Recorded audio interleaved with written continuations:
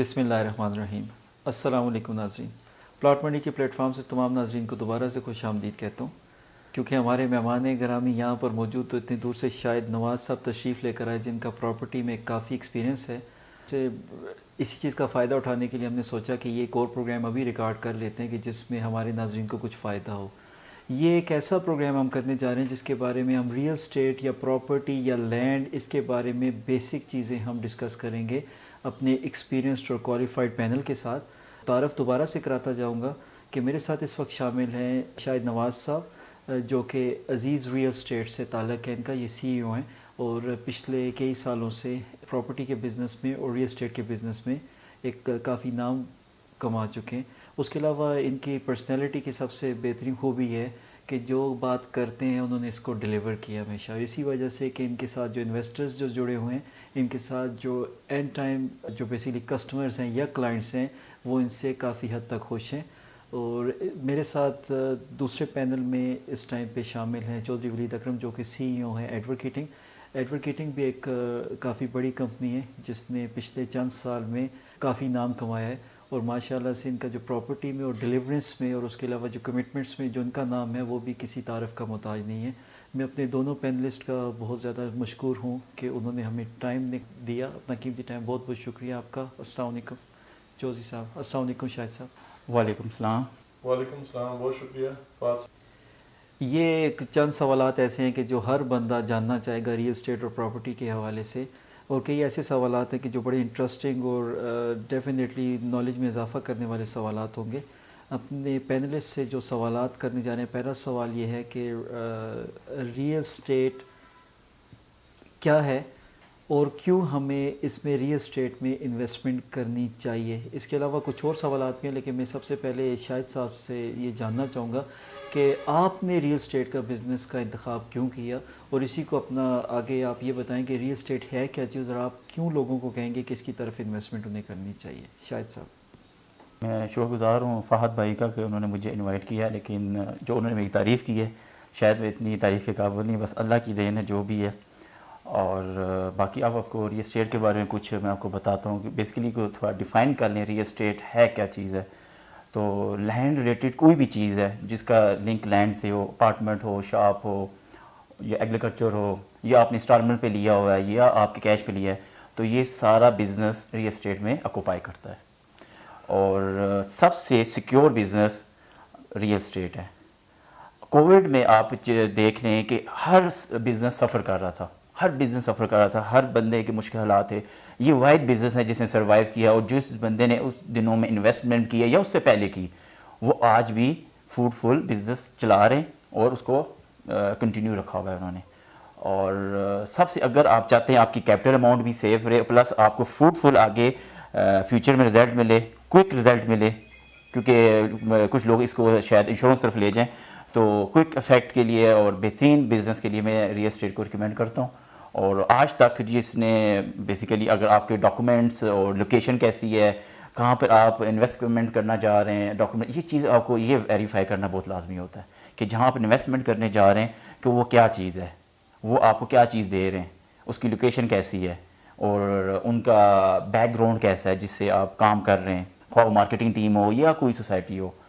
तो बेहतरीन आपको ये चीज़ बताना चाह रहा हूँ कि रियल एस्टेट में इस दौरान, कोविड के दौरान भी लोगों ने अच्छा खासा कमाया है और सर्वाइव रहे हैं, और आगे उन्होंने अपनी मार्केटिंग टीम भी को भी सर्वाइव रखा हुआ है।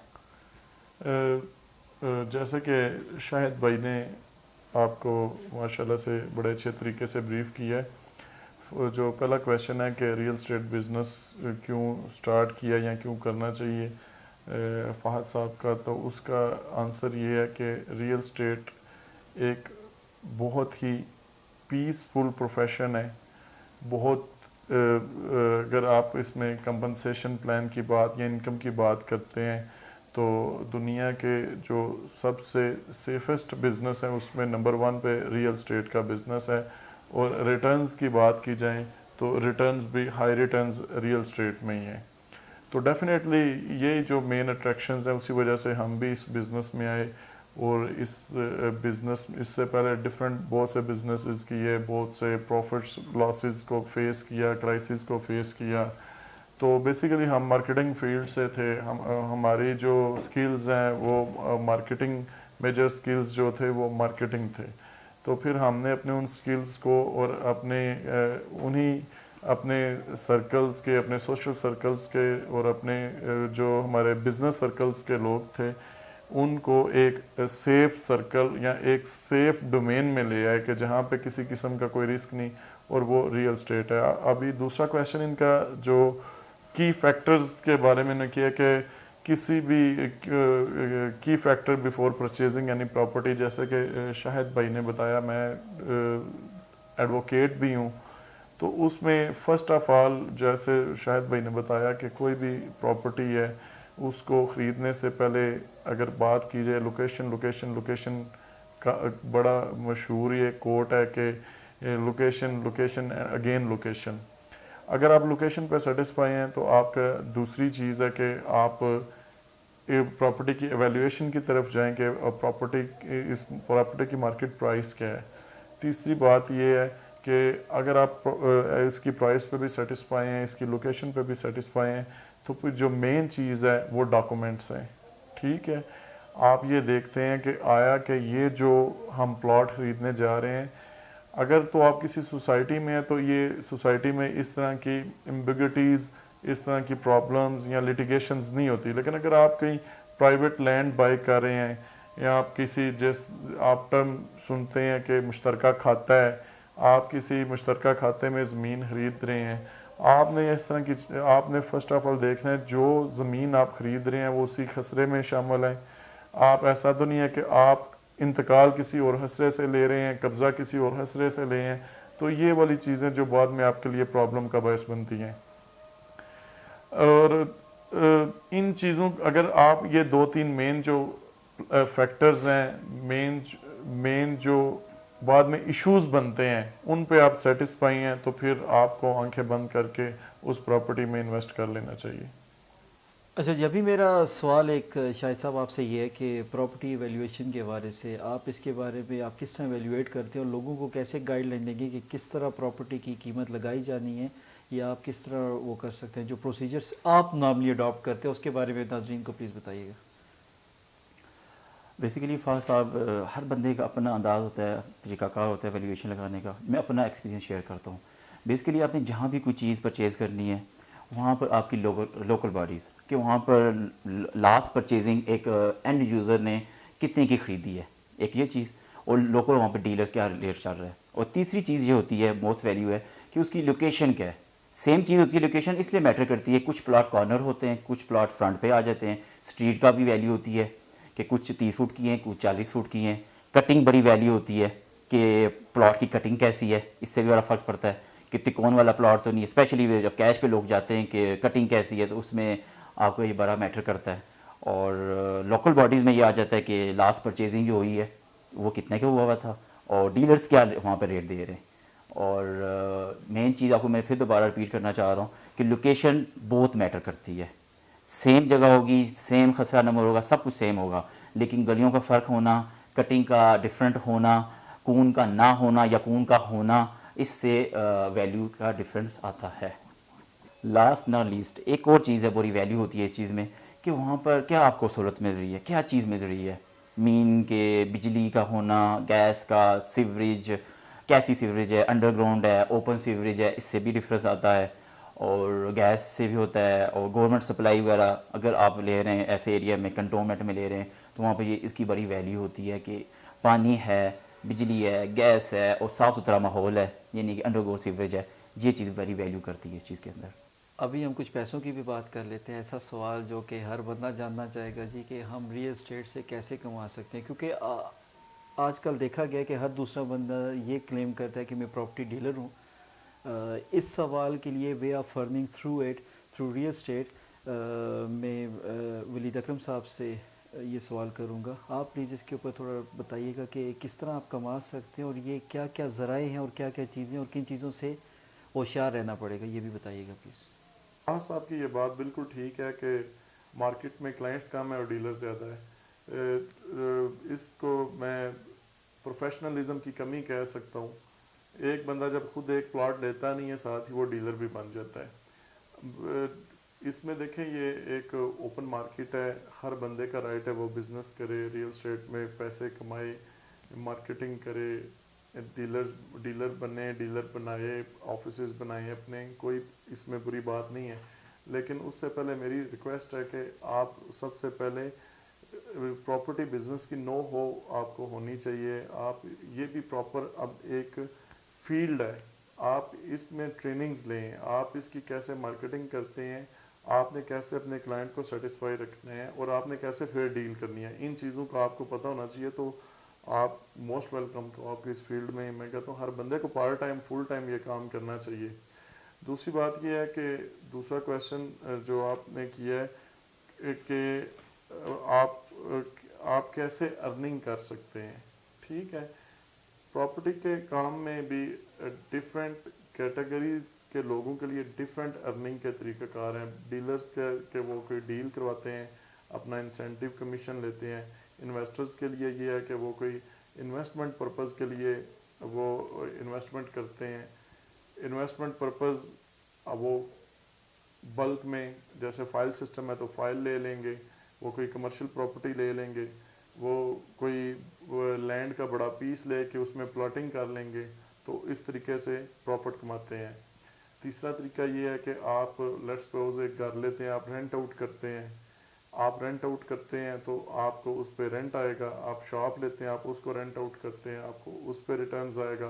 अगर आप कोई माइन ले लेते हैं, अगर आप कोई ऐसी लैंड ले लेते हैं जहाँ पर डिफरेंट मिनरल्स हैं, या आप डिफरेंट आप कह लें आप स्टोन्स हैं, आप कोई किसी किस्म की भी धात वहाँ से निकल गया, तो आप उस तरीके से रियल स्टेट, वो भी रियल स्टेट में ही आएगा।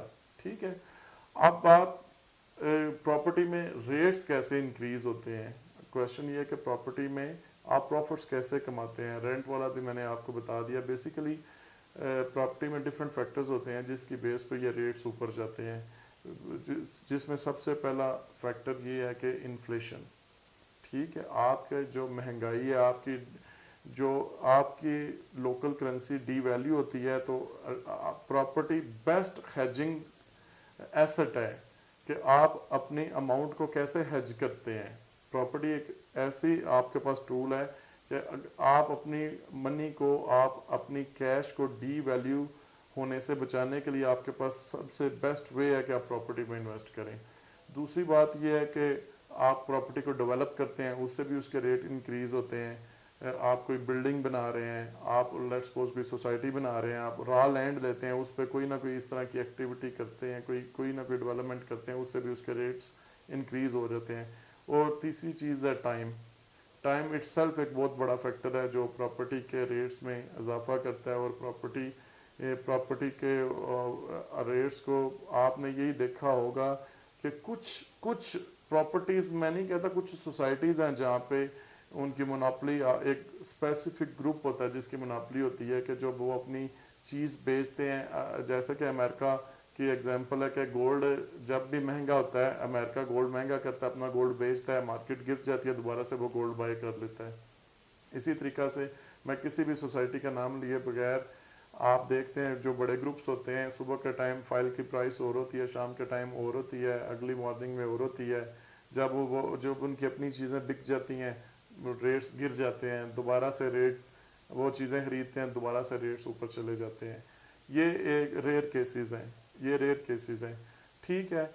और एक देसी सी एग्जांपल लास्ट में मैं दूंगा प्रॉपर्टी में रेट इंक्रीज होने की रीज़न की, वो ये है कि अगर शाहिद साहब ने प्रॉपर्टी कोई ली है, शाहिद साहब ने लेट्स सपोज शाहिद साहब ने एक प्लॉट 50 लाख रुपए का लिया है, शाहिद साहब ने वो ही प्लॉट फ़हद साहब को दिया है। फ़हद साहब को एज इट इज़ भी प्लॉट देंगे तो उनको 55 लाख रुपए का, 52-53 लाख रुपए का पड़ेगा आफ्टर ट्रांसफ़र। इनको कोई रजिस्ट्री की फ़ीस, कोई गेन टैक्स, कोई ना कोई जो भी रेवेन्यू डिपार्टमेंट के टैक्सेस हैं, FBR के टैक्सेस पे करेंगे, तो उस प्रॉपर्टी की प्राइस ऑटोमेटिक 52-53 पे चली जाएगी। अभी वही प्रॉपर्टी फ़हद साहब मुझे बेच रहे हैं तो डेफिनेटली वो उस कास्ट का हिस्सा बन जाएगी। ठीक है, ये एक छोटी सी देसी सी मिसाल दे रहा हूँ कि प्रॉपर्टी अगर बार बार रीसेल होती रहे तो ऑटोमेटिक उसकी प्राइसेस अप जाती रहती हैं। ये भी एक मेथड है प्रॉपर्टी प्रॉपर्टी रीसेल में जब आती है तो वो भी उसके रेट्स इंक्रीज होना शुरू हो जाते हैं। तो ये ही मेजर फैक्टर्स और मेजर रीजंस हैं प्रॉपर्टी ऊपर जाने के।